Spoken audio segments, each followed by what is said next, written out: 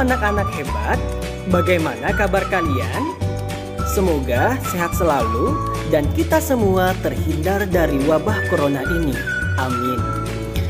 Perkenalkan, nama saya David Prautama. Kamu boleh menyapa dengan Sir David. Ya, Sir David. Today we are going to do something fun. Hari ini kita akan belajar sesuatu yang menyenangkan, yaitu pada tema 7, indahnya keragaman suku bangsa di negeriku.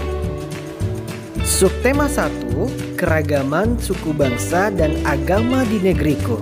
Pembelajaran 1. Tujuan pembelajaran kita pada hari ini adalah: pertama, anak-anak dapat menentukan ide pokok dalam paragraf. 2. Mengidentifikasi macam-macam gaya. Suku bangsa di Indonesia. Sejak dahulu kala, bangsa Indonesia hidup dalam keragaman. Kalimat Bhinneka Tunggal Ika pada lambang negara burung Garuda Pancasila bukan cuma slogan. Penduduk Indonesia terdiri atas beragam suku bangsa, agama, bahasa, adat, dan budaya. Tetapi semua hidup rukun dan berdampingan.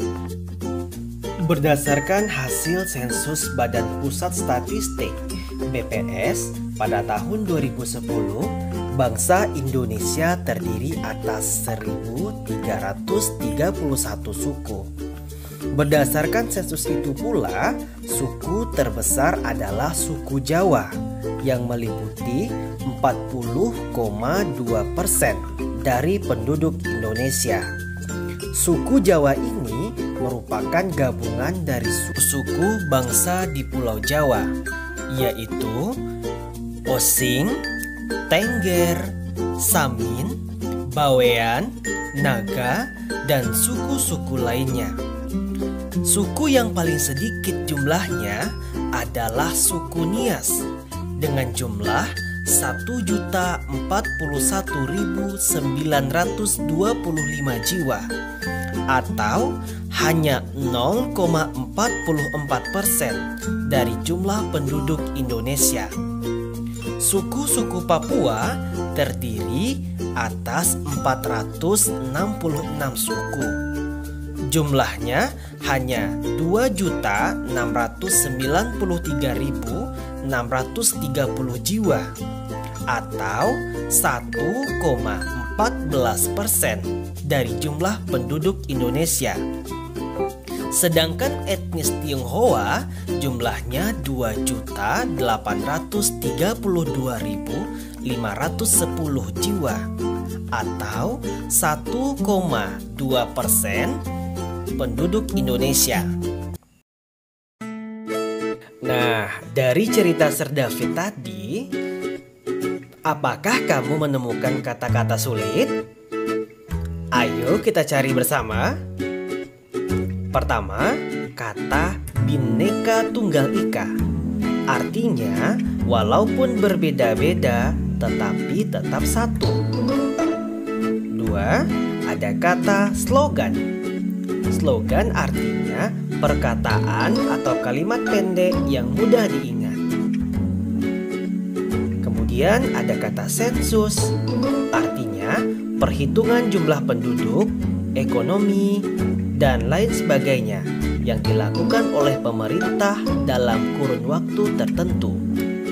Kemudian ada kata etnis.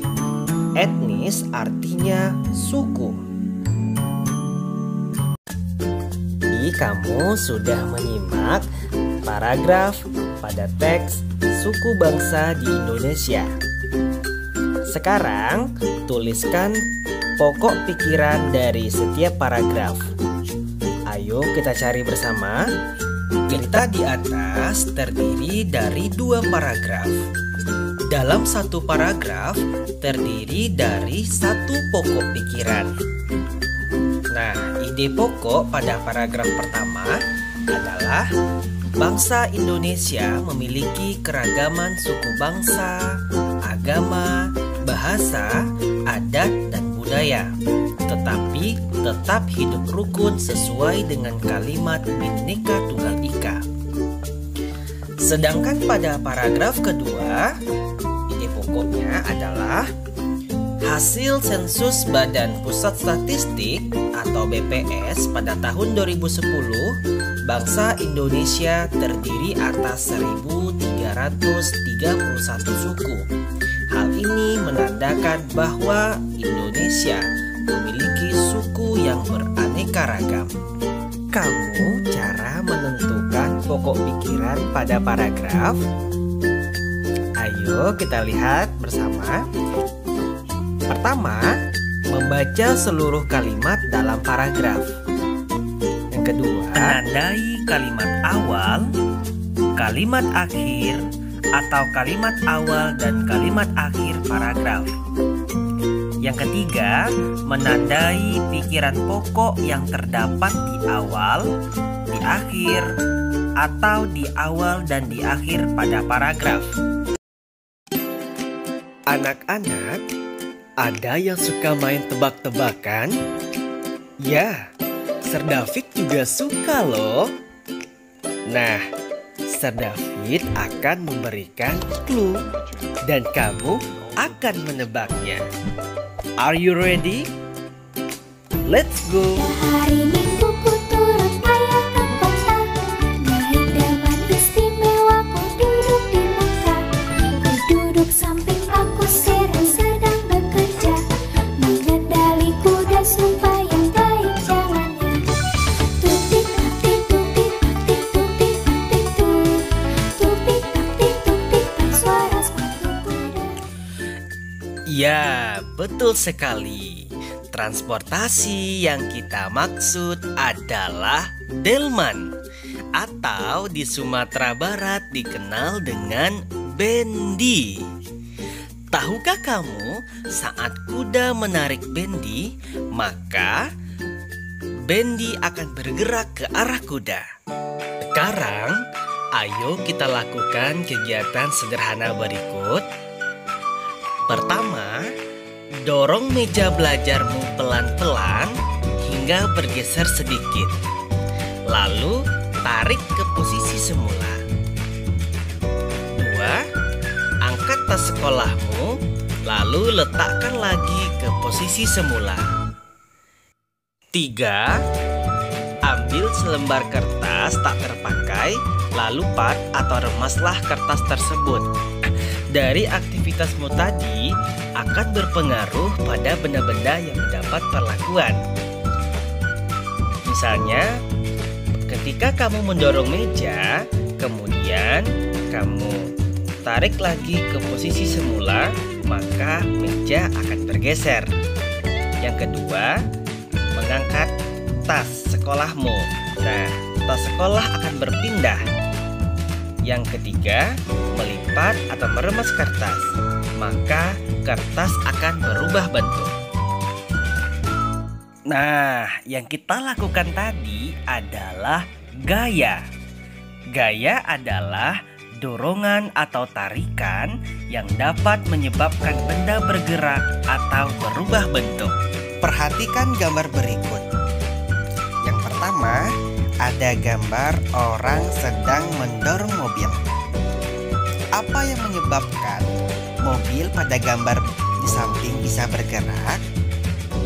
Nah, mobil bisa bergerak karena ada gaya. Orang tersebut memberikan gaya otot sehingga mobil yang diam bisa bergerak. Selanjutnya, lampu menyala.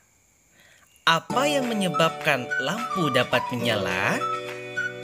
Nah, lampu dapat menyala karena dialiri aliran listrik melalui kabel menuju bola lampu. Kemudian, ada paku yang menempel pada batang magnet. Apa yang dapat menyebabkan paku tersebut menempel pada batang magnet? Nah, ini terjadi karena paku terbuat dari besi. Dan medan magnet akan menarik benda yang terbuat dari besi. Selanjutnya, ada buah yang jatuh dari pohonnya. Anak-anak, kenapa ya buah yang sudah matang itu jatuhnya ke bawah bukan ke atas? Nah, ini terjadi karena adanya gaya tarik gravitasi bumi. Nah, dan yang terakhir ada siswa yang mendorong kursi. Coba kamu perhatikan roda yang ada pada kursi tersebut. Apa yang menyebabkan kursi mudah dipindahkan? Nah, kursi mudah dipindahkan karena adanya gaya gesek antara roda dan lantai. Hal ini disebabkan oleh gaya dorong atau gaya otot yang membuat kursi mudah dipindahkan. Dari kegiatan tadi, kamu sudah mengetahui macam-macam gaya. Ada gaya otot, gaya listrik, gaya magnet, gaya gravitasi, dan gaya gesek. Selanjutnya, coba kamu baca teks tentang seni gerabah di Indonesia. Setelah kamu membaca teks ini, Sir David minta untuk menuliskan ide pokok masing-masing paragraf di buku latihanmu. Yang terakhir, kamu dapat bekerja sama dengan orang tuamu. Bertanyalah kepada ayah dan ibumu asal suku bangsa mereka masing-masing. Alhamdulillah, kamu sudah mengetahui tentang cara menentukan ide pokok dalam paragraf dan macam-macam gaya yang ada dalam kehidupan kita sehari-hari. Demikianlah pembelajaran kita di video kali ini. Kamu tetap ceria dan tetap semangat ya. Wish you all the best and see you next time. Wassalamualaikum warahmatullahi wabarakatuh.